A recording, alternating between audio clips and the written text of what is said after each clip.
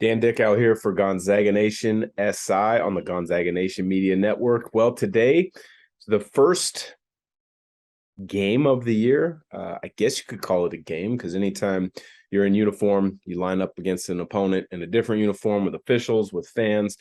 It's a game. Gonzaga, I was at practice just the other day. They were preparing for it as if it's a normal game with practice preparations and scouting reports, etc.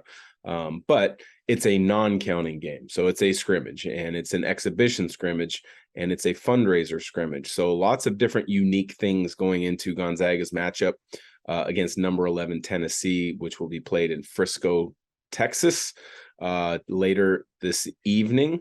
A couple different ways you can check it out. You can go to your TV provider and pay for the event, or you can go to ppv.com. It's $9.99 to have access to watch the online stream or to download the game, watch the game. Got a little more information, was interesting to hear a little bit about the promoters and how the game has been put together. Well, and essentially, this group has never done a basketball broadcast. They're a group that typically is focused on boxing, which makes a lot of sense because boxing events are usually your pay-per-view events. You're charging $50, or more typically for a boxing match on pay-per-view. Where Gonzaga Tennessee game $9.99. I think it's interesting in the fact that this could spark some conversation as to seeing some other programs do this and see just how maybe media savvy some programs and athletic departments are. Maybe find out and see just how some of the top tier programs can move the needle as far as getting people to want to watch and then pay to watch. So that's going to be interesting to see just, the numbers that come out of how many downloads and people have watched the game. I think it's going to be interesting to see the quality of the stream and the quality of, the broadcast itself. But I'm less focused on that and more focused on what we're going to see from Gonzaga on the court itself. Tennessee's a good team. They returned 4 of their top 5 scorers. The only one not back is off to the NBA from a season ago. Their point guard, Kennedy Chandler. But everybody else is back. When I was at Gonzaga's practice, they were dialed in, detailed to some of their individual player tendencies, strengths, and weaknesses, getting guys to understand that, as well as focused on some actions that they used last year. Now, many times coaching staffs will completely flip their playbook year to year, depending on the talent level that they have in returning players. I would imagine, being that 4 of their top 5 returning scorers are back, the playbook is going to be very similar for Tennessee, but it might not be as deep as intricate because you've only been a month or so into practices. So Gonzaga did prepare for a lot of different actions, how they want to guard cross screens, up screens, pick and rolls on different areas of the floor. So they went through practice, pregame prep as it would be a normal game. But there's a couple of things that I'm looking forward to seeing on the Gonzaga side of things is first with Nolan Hickman as the point guard. Does he have what I call the 3 C's to get started on this season? Is he calm? Is he cool? Is he collected?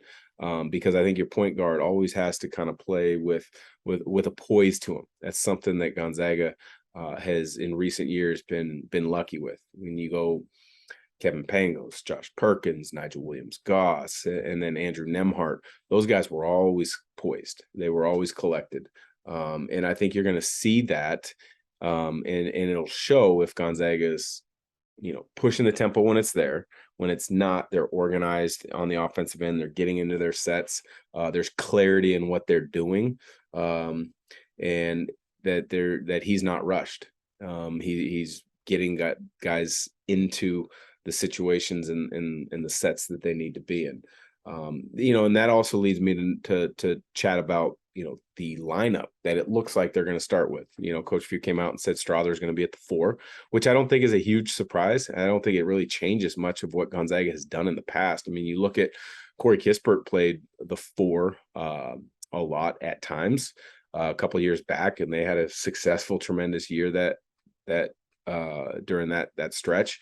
I think what it does for Strother is um, it puts him at an advantage of a bigger guy having to chase him around screens, chase him off dribble handoffs, get out or get back in defensive transition and get matched up with him at the 3-point line in the corners and on the wings, as opposed to, a lot of fours sometimes are rim runners. That's normally not going to be Julian Strother. So I think it's going to put him at a big advantage against a lot of opponents.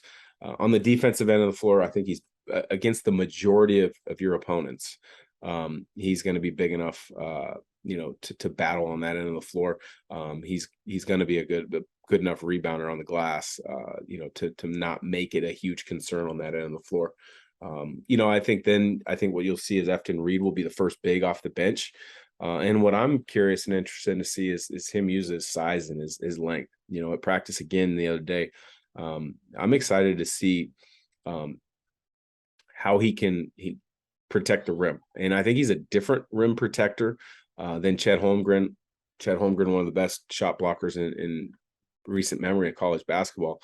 But I think Efton Reed, with his size and the way that Gonzaga's staff teaches verticality and contesting of shots, I think he could be, really, really a positive for Gonzaga as an anchor on the interior defensively. I'm looking to see Hunter Salas just, grow off of last year, being aggressive, jump shots continuing to look better. Can he hound guys defensively and create opportunities for himself in transition? Because he's great in transition. Offensively, is he good enough to find open areas and then knock down that 3-point shot that I've mentioned is looking better? How can he be opportunistically with his cuts off the ball? How is his pick and roll reads going to look? I think those are a couple important things. Malachi Smith looks like he's going to be playing some good minutes. For me, I think, coming to a new program after being the player of the year in the Southland Conference at Chattanooga, where he averaged close to 18, 19 points a game, ball was always in his hands. There's a tendency to want to do that again. But I think he has to let the game come to him. He's got to find ways to impact the game with minimal touches. And maybe not minimal touches is the right way to put it, but maybe with quick touches. So quick decisions with the ball, whether it's sliding in an open area, catch and shoot three, whether it's catching in a quick advance, catching in a quick dribble attack and collapse the defense, as opposed to when you're the key focal point of an offense like he was a year ago. You've got more space, you've got more freedom, and you got more time to be able to kind of manipulate things the way you want. And I really don't think that that's going to be, the case for him at Gonzaga. I haven't touched on Drew Timme, but Drew Timme's just got to be Drew Timme. I'm not going to be overly surprised one way or the other in regards to what his performance will look like tonight. A couple other guys coming off the bench would be, to keep an eye on. Ben Gregg. I think he's got a chance to play himself into some opportunity minutes. Dom Harris was practicing. He looks quick. Is he back? Is he ready? Is he able to go and provide some minutes in a game situation? So lots of things to look out for, lots of things to look forward to. But if you check out the game, you got to check it out on pay-per-view, whether through your television provider or ppv.com. It's going to be a interesting and unique start to the college basketball season, because this kind of scrimmage is usually behind closed doors. And it's usually not broadcast. So Gonzaga, again, like they've been on a few other occasions, are kind of at the forefront of pushing the envelope with college basketball and what can be done. We'll see it again with them in a couple of weeks when they play Michigan State on an aircraft carrier. So Coach Few is always willing to try new things to put his program kind of at the forefront. So for Gonzaga Nation SI, appreciate you listening. Don't forget to check us out on all social media platforms, whether it's YouTube, Instagram, Facebook, Twitter, or TikTok. We've got lots of content coming up. Adam Morris and I will be back starting in a week or two with our weekly show, bringing you all the insight, all the content in regards to Gonzaga basketball.